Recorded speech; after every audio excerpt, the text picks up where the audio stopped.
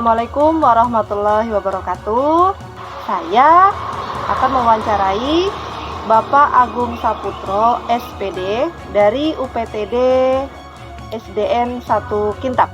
Ya. Betul ya Bapak ya? Betul sekali Bu Indah. Selamat sore Pak Selamat Agung. sore Bu Indah. Sehat Pak? Alhamdulillah sehat. Alhamdulillah. Baru hari ini pulang tengah hari Bu. Jadi baru tadi siang baru sampai. Boleh diperkenalkan Bapak nama Bapak, terus kemudian unit kerja, dan berapa lama Bapak Agung menjabat sebagai kepala sekolah? Assalamualaikum warahmatullahi wabarakatuh. Perkenalkan, nama saya Agung Saputro. Saya bertugas menjabat sebagai kepala sekolah di UPTD SDN 1 Kintab. Saya mulai menjabat tanggal 19 Oktober 2022, jadi ya masih baru ya, boleh dibilang baru, lulusan angkatan 1 guru penggerak yang dipromosikan menjadi kepala sekolah. Jadi masih ya hampir 3 bulan lebih lah baru menjabat sebagai kepala sekolah.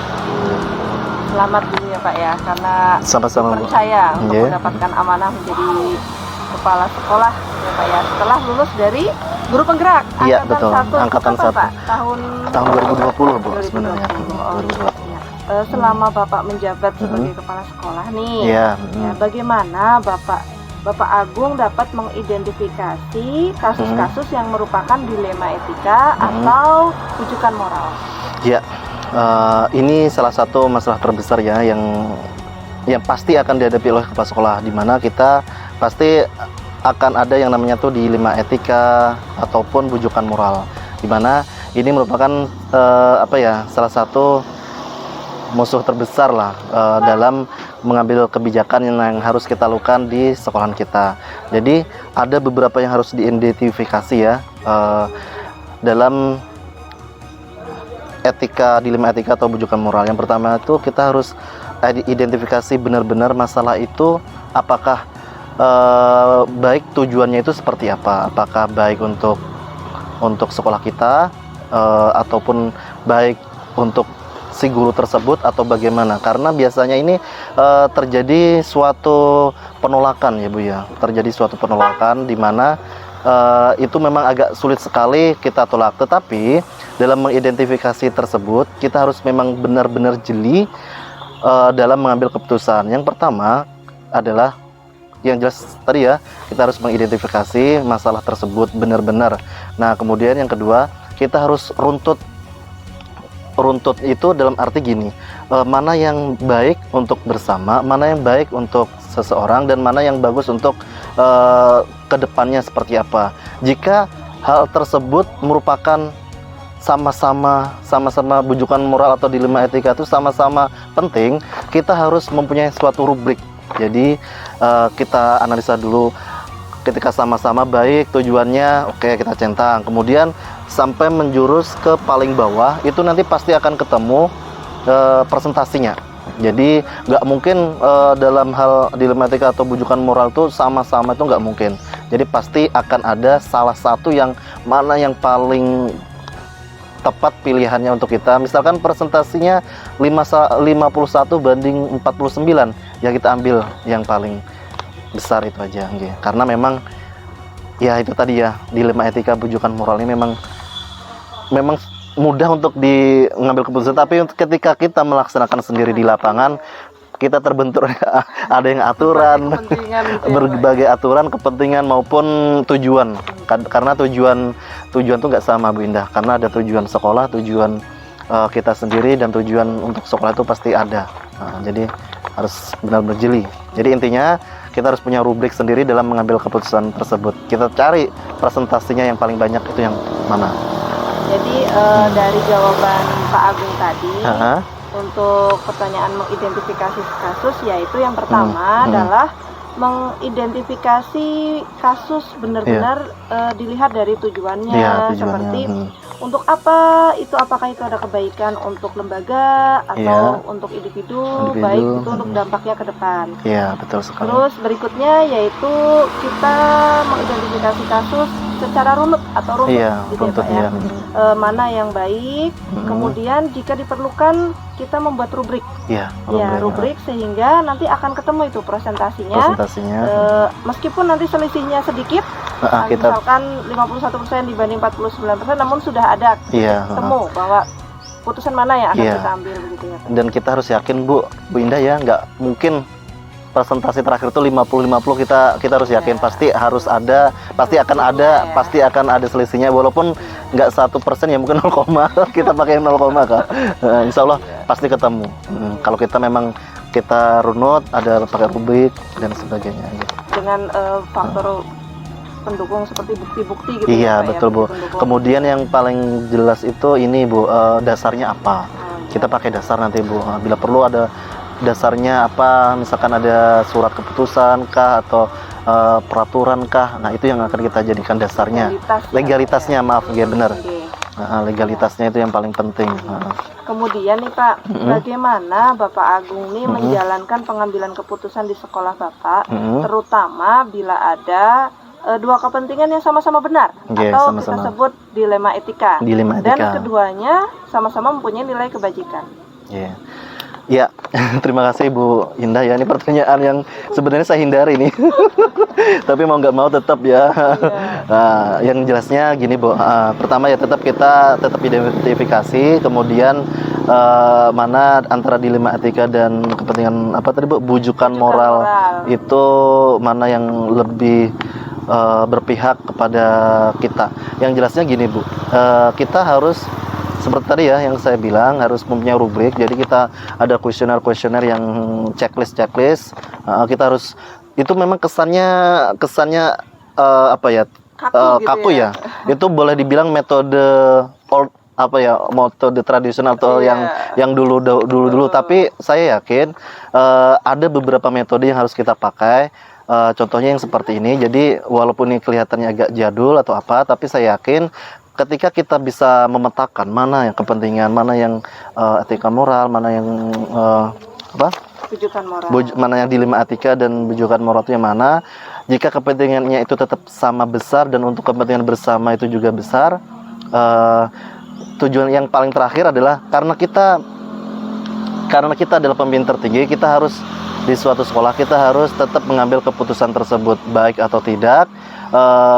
Menurut orang yang penting kita sesuai dengan dasar atau legalitas yang pertama kali kita pakai. Ketika kita tidak berbenturan dengan legalitas, ketika nanti ketemu apa Bu, 50-50 ya, hasil rubriknya misalkan ketemu 50-50 yang memungkinkan hal ini bimbang lagi ya kita. Nah, kalau saran saya yang terakhir adalah ketika sama-sama tujuannya sama bagus, sama baik, yang terakhir yang kita tuh harus memutuskan mana yang benar-benar paling banyak pilihan dari rekan-rekan yang lain. Jadi kita juga harus melibatkan guru-guru yang lain, kemudian kita sendiri Bu. Jadi kita tidak bisa mengambil keputusan sendiri, tetapi mana yang paling banyak boleh dibilang tuh voting kalau menurut saya ya. Ketika kita ketika rubrik tuh Bu, kita sendiri Bu yang melakukan Bu. Ketika rubrik tuh kita sendiri, tetapi ketika ketemu 50-50, sama-sama bagus, sama-sama baik keduanya, yang terakhir kita lakukan adalah kita minta saran pendapat. Boleh dibilang itu ya semacam kayak voting Bu ya. Ketika seluruh warga sekolah, termasuk di situ komite, kemudian guru, ketika mereka memberikan saran kepada kita yang mana yang paling banyak, itu yang kita ambil. Karena kita, dan sekali lagi kita tidak boleh keluar dari jalur legalitas tadi. Dasarnya apa, itu yang kita jadikan acuannya gitu. Berarti Bapak Agung ini yang pertama kembali lagi mengidentifikasi dengan metode-metode yang efektif, tentunya disesuaikan dengan kasusnya gitu ya. Sesuaikan dengan kasusnya. Jadi, kemudian patokannya adalah bisa berupa rubrik atau kuesioner, di mana tetap kembali lagi tidak boleh berbenturan dengan legalitas. Legalitas dasarnya. Jika ternyata hasilnya pun seimbang, maksudnya sama-sama skala prioritasnya itu penting dan sama-sama benar, maka akan melibatkan banyak pihak gitu ya, Pak, tetap melibatkan banyak pihak untuk musyawarah mengambil keputusan keputusan. mana. Ya, yang mana yang terbaik baik bagi lembaga, Ya, individu maupun dampak kedepannya. Kedepannya gitu, seperti apa? Ya. Ya. Nah, sepertinya ini langkah-langkah prosedur ini kan sudah terjawab nih, karena yang saya ingin tahu tuh kan langkah-langkahnya tuh seperti apa? Apakah runut seperti itu terus atau memang ada alternatif lain? Misalkan nih ada masalah yang gampang, maksudnya simple dan terjadi saat itu juga, apakah langkah-langkahnya akan sama atau berbeda atau ada alternatif? Kalau ternyata ketemu nih dengan masalah yang berat sekali, mungkin berhubungan dengan, mohon maaf, kayak kriminal atau apa, pokoknya yang tidak bisa saat itu kita selesaikan. Nah, apakah langkah-langkahnya juga sama? Ya, kalau ini tadi ya Bu Ina, satu-satu tadi kan kalau misalnya mudah, kalau dilema etikanya dilema etika ataupun bujukan moralnya itu kita identifikasi itu agak mudah ya, kita nggak perlu memakai rubrik seperti tadi Bu, karena kita di situ kita punya insting ya Bu. Jadi seorang pemimpin, apalagi kita sebagai guru penggerak sudah mempelajari manajerial. Nanti Ibu akan mempelajari juga nanti di modul terakhir kalau nggak salah. Di situ nanti kita akan mempunyai insting Bu. Jadi kalau masalahnya itu tidak perlu melibatkan orang banyak. Nah kemudian kita pun sudah bisa, asal yaitu tadi karena kita sudah terbiasa menghadapi suatu masalah, mengambil keputusan, dan kita sudah terbiasa Bu, insya Allah akan dalam waktu dekat atau saat itu juga insya Allah bisa, tanpa mengurutkan dengan runtut yang seperti saya katakan tadi dengan menggunakan kuesioner dan lain-lain. Akan tetapi bila berhubungan dengan kriminal dan lain-lain itu, kalau menurut saya tetap kita libatkan dengan rekan guru yang lain, yang warga sekolah yang lain. Namun itu tadi Bu ya, tetap kita menggunakan runtutan yang seperti yang saya jelaskan tadi. Itu kalau menurut saya. Jika masalahnya itu sudah sangat besar, gitu ya, iya sangat besar, spesial. Berarti jika skala ringan, Pak Agung akan mengambil alih nih pengambilan keputusan, bisa di saat itu juga gitu ya Pak, ya langsung diambil, karena itu tadi jiwa pemimpin itu memang harus bisa mengambil keputusan cepat dan tepat. Ya, gitu cepat dan tepat. Nah, dan kita harus ini lagi Bu Indah ya, harus memikirkan dasarnya dulu. Kadang-kadang kita tuh ada juga beberapa pemimpin tuh yang merasa dirinya paling benar, tetapi dasarnya legalitasnya itu tidak dipelajari dulu gitu loh. Klaim bahwa keputusan itu kita salah, tetapi kita dasarnya sudah berpatokan pada ini, surat ini, udah berarti kita kuat Bu. Gitu. Memang ini ya Pak ya, memang merencanakan dari seorang pemimpin sekolah atau kepala sekolah itu merencanakan program itu kan penting gitu ya Pak ya. Betul karena sekali Bu. Itu kan akan dilegalkan gitu ya Pak. Misalkan kayak dokumen, kalau di SMK ada dokumen 1. Iya, sama. Dokumen 1. Kan semua apa yang mau kita putuskan juga ada di situ. Betul sekali. Itu kadang ya, jadi seperti pihak-pihak luar yang tidak tahu, ini ada dasarnya dari kita. Nah, dasarnya ini loh. Jadi kita kalau ada yang mengklaim bahwa kita tuh keputusan kita salah, kurang tepat, kita dasarnya ini loh. Kalaupun salah, kita sudah mengacu pada dasarnya tadi, legalitas tadi. Urusan orang suka dengan kita, orang suka dengan keputusan kita itu terserah orang Bu, gitu aja. Karena kita ketahui sendiri, Rasulullah saja yang orang paling benar saja masih disalahkan orang, apalagi kayak kita gitu loh. Manusia yang banyak salah ya Pak ya. Iya, terus lagi nih Pak, hal-hal apa saja yang selama ini Bapak anggap efektif? Jadi yang Bapak, ini efektif untuk pengambilan keputusan pada kasus dilema etika Pak. Dilema etika berarti benar versus benar. Itu yang paling efektif menurut Bapak apa? Yang pertama, satu ya, tetap tadi kita mengidentifikasi dan kuesioner. Kenapa Bu? Kalau saran dari rekan kita atau rekan dari orang lain itu pasti mengklaim sama-sama benar ya kan. Kita butuh masukan atau saran dari sama-sama orang yang berkepentingan, itu pasti sama-sama mereka menganggap itu sama-sama benar, bujukan moralnya sama-sama benar. Tetapi kita di sini punya senjatanya yaitu tadi rubrik atau kuesioner yang kita runtut. Ini baik bagi bagi lembaga, bagi kita. Tetapi apakah bagi orang lain juga seperti itu atau enggak, di situ nanti kelihatan, Bu. Jadi kita runtut tuh dari atas dulu. Apakah ini baik untuk lembaga? Ya, ya. Kemudian untuk orang lain, untuk orang rekan sejawat, ada yang ya, atau misalnya belum semuanya ragu-ragu. Nah, kita di sini bisa hasil akhirnya tuh nanti ketahuan, Bu. Hasil dari kuesioner atau rubrik tadi nanti akan ketahuan. Boleh nih nanti saya ngintip-ngintip ya Pak, boleh, ya. Boleh. Contoh rubriknya boleh. Seperti apa kan? Boleh.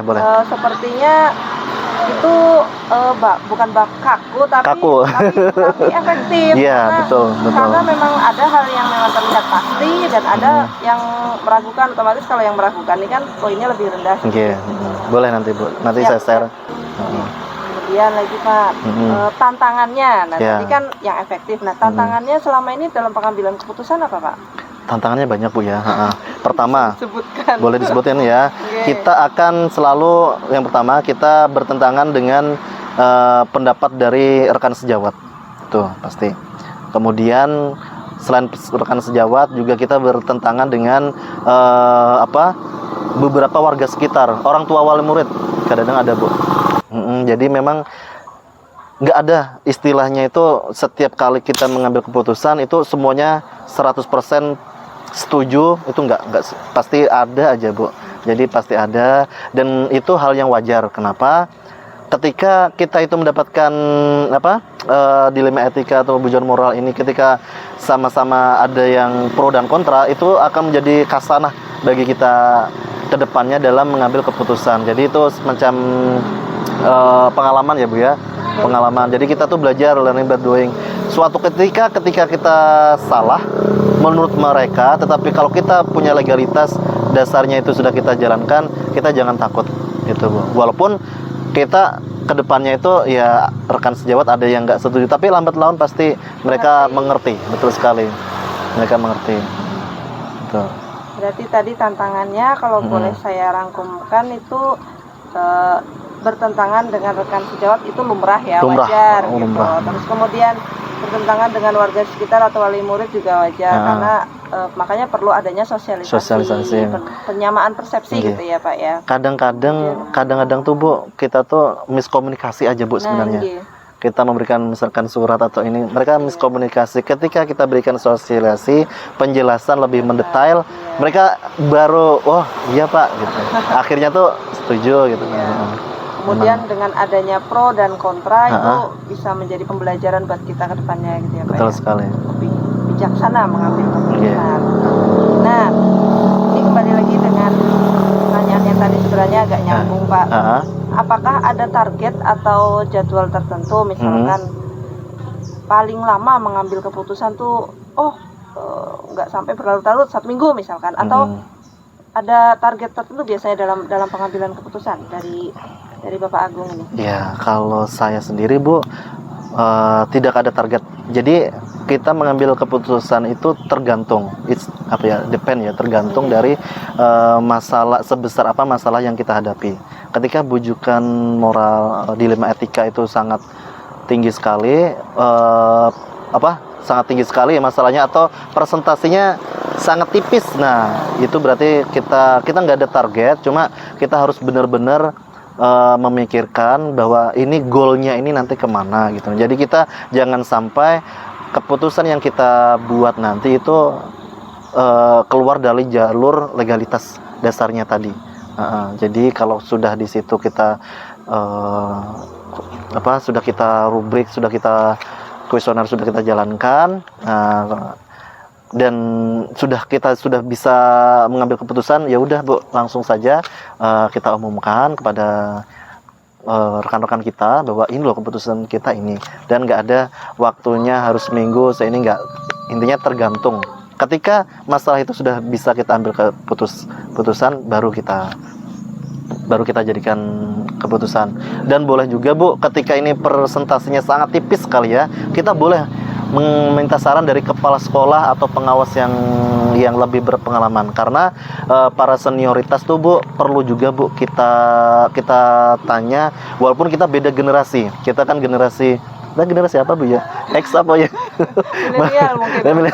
Agak milenial lah. Nah, kan kepala sekolah yang terdahulu itu ada juga, walaupun beberapa diantaranya ada yang masih kolot, tanda kutip ya, kolot. Tetapi ada juga yang benar, keputusannya itu ada yang juga yang benar. Nah, itu kita jadikan referensi saja, masukan saja. Jadi para senior itu juga perlu kita hanya pertimbangan Bu ya, hanya saran saja. Nah, pengambilan keputusan tertinggi tetap kita sendiri. Jadi tadi tidak ada target waktunya gitu Ya, Pak ya, namun dilihat dari masalahnya dulu yang dihadapi. Jangan sampai masalah itu setelah diambil keputusannya keluar dari jalur legalitas. Ya, betul Kemudian setelah keputusan itu dibuat, maka akan langsung gitu ya Pak ya, langsung diberikan tanpa ditunda-tunda gitu ya Pak ya. Tapi bila memang tidak memungkinkan atau kita masih ragu, maka kita mencari referensi lain, sumber lain seperti dari senior pengawas atau kepala sekolah yang sudah berpengalaman gitu selama menjabat. Cuman ya kembali lagi pengambilan keputusan tetap kembali di tangan kita. Tetap kita sebagai pemimpin sekolah. Kita hanya, jadi saran tadi hanya sekedar masukan saja.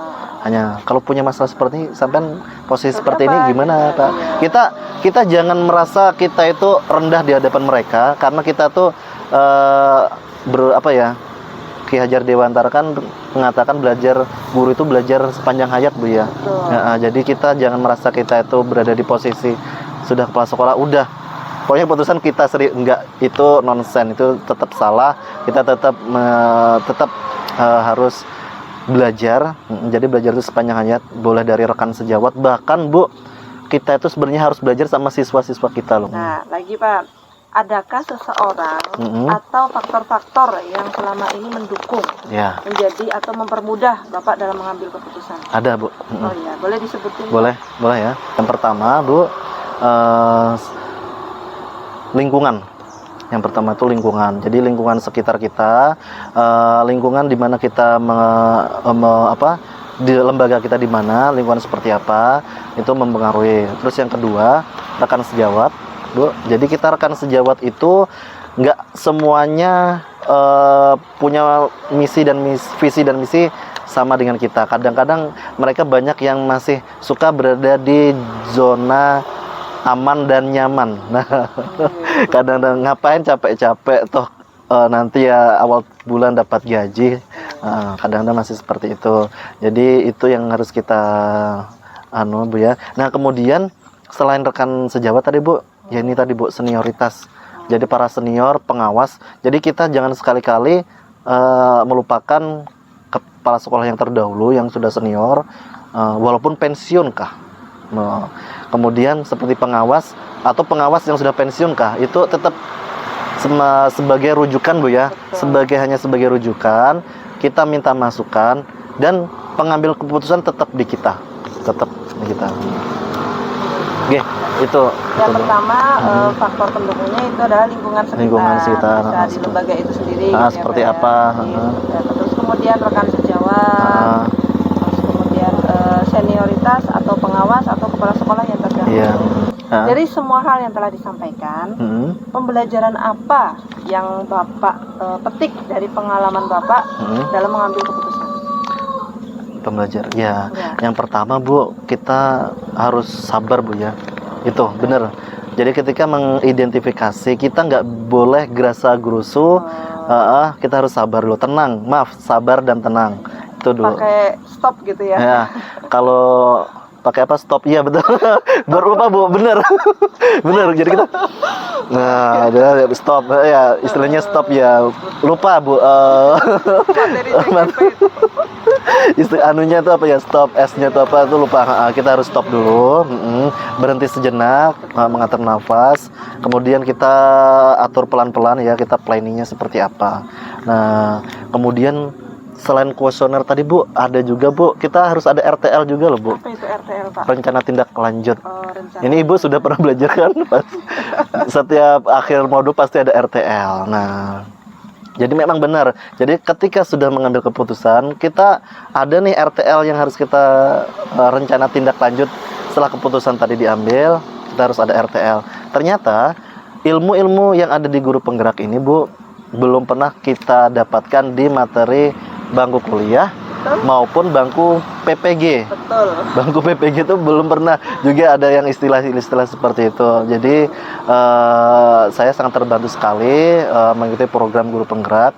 Jadi selain sabar, tenang tadi Bu ya, jadi memang ada beberapa kayak apa RTL tadi, kuesioner juga ketika mengambil keputusan kita ada apa Bu, semacam pendobraknya ya Bu ya, bukannya apa kayak alat inovasi, walaupun itu inovasi yang boleh dibilang jadul tapi efektif. Menurut saya efektif. Mungkin menurut kepala sekolah yang tidak efektif, tapi menurut saya dan saya aplikasikan di lembaga saya, alhamdulillah itu efektif gitu.